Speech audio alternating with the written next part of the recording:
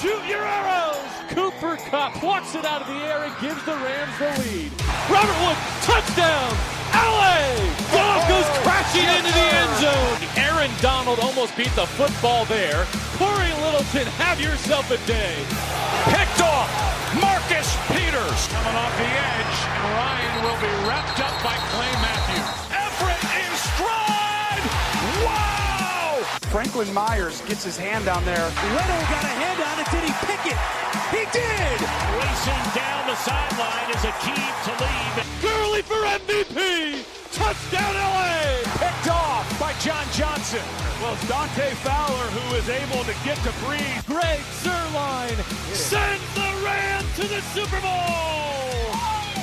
LA will play for the Lombardi! Welcome back, guys, to another Downtown Rams podcast. It's episode 280. I'm your host, Jake Ellenbogen. Joining me, as always, is Alexis Kraft.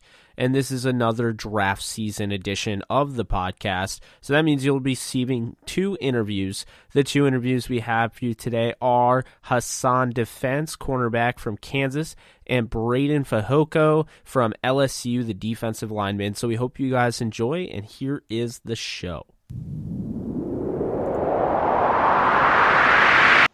All right, joining us on the podcast, we have Kansas cornerback Hasan Defense. How's it going, man? Thanks so much for coming on. Things are going pretty good, and thanks for having me. Yeah, of course. We're excited to talk to you. And just to start this off, we just want to hear a little bit about how you got into the game of football. Pretty much, just following behind my uncle and Samari Rose and my stepdad, Antoine Pines. Coming from Florida, football is big down here and down south, so there's really no other way to go other than football. Yeah, I hear you there. And growing up, who would you say was your favorite player? Growing up, I would probably have to give it to Patrick Peterson.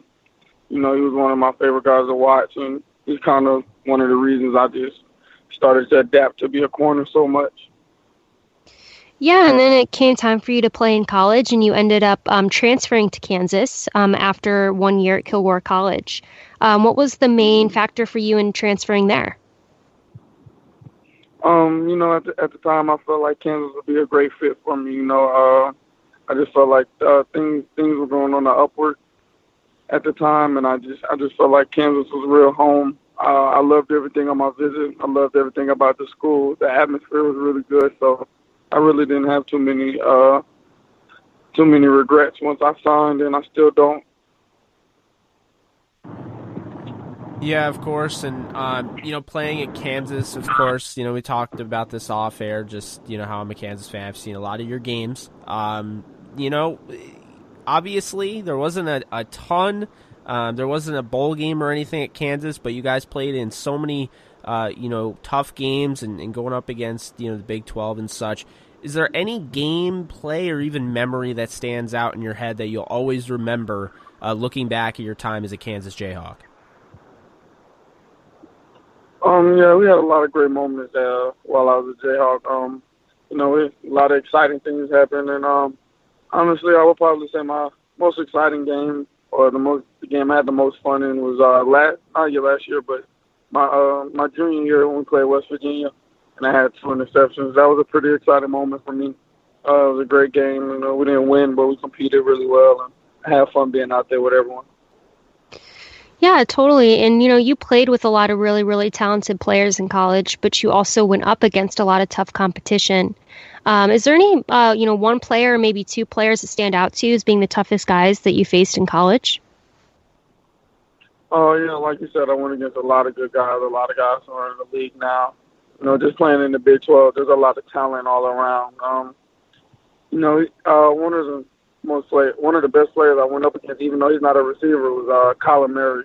He was a guy that we really had to try to work to stop, just to slow down their offense. Yeah, he was really dynamic and really explosive as far as running and throwing the ball. Now, you mentioned Kyler Murray, so I have to ask you, who would you say was the tougher one out of the two, since you played up against both Baker Mayfield and Kyler Murray going up against Oklahoma? Oh, yeah, they're both really good quarterbacks. They both have things that they excel in more than more than the other one. But overall, I would have to say Kyler Murray, just because of how fast he can get out the pocket and scramble, and how much he can do with his legs. Even though he has a great arm and he can throw the ball just as good as he can run it, I would definitely have to say Kyler Murray. Yeah, and just looking at yourself, what would you say is your biggest strength as a player? Just my size and my physicality. I'm not a lot bigger than most corners, but I have a really good, decent size, and I just really feel like I use that to my advantage. So that's one thing I pride myself on, just being able to dominate and be physical when I go out there and play. Yeah, and Hasan, I interviewed your former teammate Shaq Taylor last year. I just want to get your thoughts on, what you're looking to improve on the most heading into this draft process. Ask Shaq the same thing, and I feel as though obviously you have a lot of strengths here, but coming from Kansas, you're not always getting the national love that you should get. So I'm really interested to know what you'll be working on this offseason. This offseason, honestly, I'm going to be taking focus on a lot of different parts of my game. One thing I really want to focus on is schemes. At the next level, they're all about schemes and all about different plays and stuff like that. So that's one thing I really want to lock in and focus on. It's not a talent thing, or it's not a physical thing. It's something that really mentally I have to hold myself to a higher standard and just learn how things operate as far as just offensively, just different ways I can learn, or different ways I can make a play easier to dissect, or anything in that matter. Yeah, and this next question is just kind of a fun question, but if you had to pick one quarterback in the NFL to pick off, who would that be? I would definitely have to go with the GOAT, Tom Brady. Yeah, it's definitely one we hear a lot. So, so now I'm gonna follow up and ask you which receiver you'd want to cover the most in the NFL. Or receiver, I would have to say the receiver I would like to cover the most is honestly Julio Jones. Either Julio Jones or DeAndre Hopkins. They're both very big and talented. And I'm the type of guy, I love a challenge. I would love to get in front of them and follow them around all game and just for 4 quarters and see how things end up. Yeah, and we are a Los Angeles Rams-based podcast, so we like to ask different draft prospects that come on our show. Even though it's early in the draft process, have you met or spoken with anyone from the LA Rams yet? I've had people get in contact with my agent, Chris Ellison, out of First Pick Sport. Yeah, he's had a lot of contact with the Rams, Seahawks, really just a lot of different teams. I haven't really got into just who in particularly. It just tells me the basics and on the need to know things, and I just do my part as far as I'm between the lines. Yeah, we definitely like to hear that. Obviously, being a Rams podcast and all, and you being a Kansas Jayhawk, it wouldn't be the first time a Kansas Jayhawk wound up in the Rams organization, including LA. Akeem Talib was just there, and KU great Nolan Cromwell was there, so as well as Leroy Irvin. Mm-hmm. So there's quite the bloodline there, and right. We are kind of undercover DBU because people forget, Chris Harris and Akeem Talib and Daryl Stuckey, and I mean the list kind of goes on there. Yeah. No, yeah, definitely. Nice amount of DBs that came out of Kansas who were very fortunate enough to make it in the league. Yeah, totally. And just in closing, just in your own words, who is Hasan Defense as a player, and who is he as a person? As a player, Hasan Defense is just, a very athletic guy, very, very committed, very dedicated to what he does. I take pride in what I do. At the end of the day, you can't be the best at everything. So I just pride myself in hard work, dedication, and just being the best me I can be. And as a person, you know, I pride myself on being a man. You know, I'm growing each and every day, becoming a better person each and every day. And those are things I really like to pride myself on, just becoming a better man. I have a son, so becoming a better father. I have siblings, just being the best person I could be at the end of the day. Like I said with football, you can't be the best at everything, and really sometimes you're not going to be the best at anything. So my goal is to try to be the best in the I can be. Hey, I love that. You know, it's a very well put statement there, Hasan. Hey, man, obviously it was a lot of fun watching number 13, you know, rocking that KU uni and you know, coming down with some interceptions and, you know, being a big focal point of the defense. But I'm a fan for life, and, you know, we'll be rooting for you. Hope to stay in touch and stay healthy, man. Big things are coming for you. No, yeah, definitely. I appreciate you guys for having me on. You know, it was a pleasure. It was exciting to talk to you guys, and definitely will be doing my best to stay healthy. Yeah, awesome. Yeah, thank you so much, and you have a good one. No problem. You guys have a good night. You too, man. Take care. All right, y'all too. Bye. All right, guys, joining the podcast, we have LSU defensive lineman Breiden Fehoko. How's it going, man? Thanks so much for coming on. Oh, man, I appreciate y'all for having me. Just training right now in the off season, but glad y'all could have me on the show. Yeah, of course. We're excited to talk to you. And just to start this off, we want to hear a little bit about how you got into the game of football. You know, early from a young age, honestly, this has pretty much been a passion of mine. It's been, you know, a second love, and pretty much, you know, watching my older brothers and my dad play is really what got me into the game. So that's pretty much just a quick little summary of how I, you know, pretty much got involved with the game of football. Yeah, and something I like to ask anybody who comes on here, you know, growing up, you have your favorite players and whatnot. Is there anybody that, you know, really stands out to you that was your favorite NFL player? Maybe even you molded your game after? Without a doubt. I mean, back then, back in the day, I'd have to say I was a big fan of John Randall. And then up until this day, modern day football, I'm a big fan of Aaron Donald. So, you know, it's been awesome to just watch those two guys and totally two different styles of football they play, and totally two different games and eras they played in. But honestly, being able to mold my game after them and has been a blessing.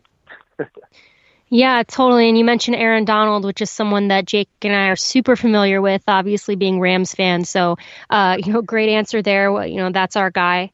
But then, you know, you obviously play football growing up, and then you end up going to college, and you start off at Texas Tech, and then you transfer to LSU. What was the main factor for you in transferring to LSU? You know, honestly, for me, it was just I wanted to be able to expand my level of competition. I wanted to show that I could compete with a better, not say better players, but I wanted to show I could compete with the best. And that, to me, at that time, and still is to this day, was the Southeastern Conference. And so ultimately being able to leave Texas Tech and end up at LSU and ultimately winning a national championship this year showed that, you know, I made the right decision. And then along the way, just being able to compete with teams like Alabama, Auburn, Georgia, week in and week out, Florida has been really awesome just for, you know, helping me develop as a football player.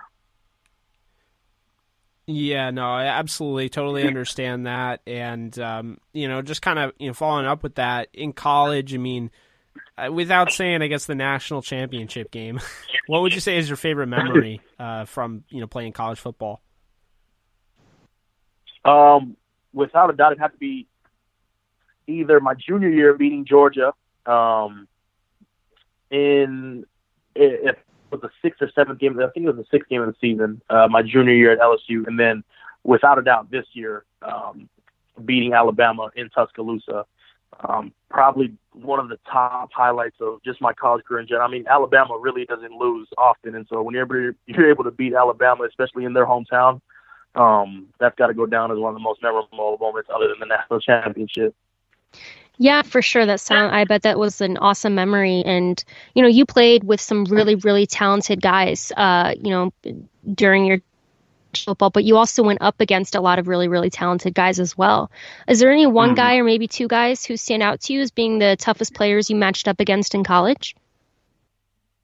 Oh, wow. Good question. Honestly, I would think, well, my freshman and sophomore year going up against Baker Mayfield.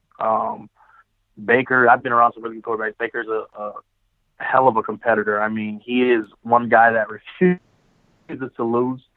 And off the top of my head, that's one guy I can just think of ultimately. That's one of those competitors. And of course, I mean, going up against guys like Trevor Lawrence this year for Clemson, Tua Tagovailoa from Alabama, just a bunch of quarterbacks who refuse to quit and honestly are those two quarterbacks are going to be really good NFL players. Yeah, definitely. With the name drops there, totally understand that. I want to ask you because, I just found out about this bowl this year. I want to get your experience from the Hula Bowl. So the Hula Bowl, it's come back, I think the last year of 2008. Honestly, it's going to be the best when the Hula Bowl gets going. For the first year this year, it was awesome. It was a great experience. There was a lot more NFL scouts there than expected, and which is a positive. And so there was even a couple. Dan Quinn for the Atlanta Falcons, Coach Quinn was able to come out there and watch a few practices. So that was kind of a good experience. And then ultimately, you have the Senior Bowl, you have the PA Bowl, the Shrine Bowl, which have all been in play for a while. But as people, learn about the Hula Bowl and learn that back in the day, this was the bowl everybody wanted to play in. It's crazy once they get their feet wet again and start running with this game again. And I think in the next 2-3 years, the Hula Bowl is going to be the spot to return to after your senior year in college. Yeah, and looking at you as a player, I think you have many strengths. But in your opinion, what would you say is your biggest strength as a player? Other than my strength being my strength, I think being a student of the game is a huge thing for me. I think understanding more than just being a physical football player. 20% or 10% of the game is really physical, 90% is mental. And I think once you can understand what your opponent does, what your strengths are, what your weaknesses are, and what your opponent's strengths and weaknesses are, being able to develop a game plan for that, all falls into being a student of the game. And I think that's one of my second biggest strengths of my game right now. Yeah, it definitely makes sense. I do want to ask you, though, what is one area in your game that you're looking to improve on as we enter the NFL draft?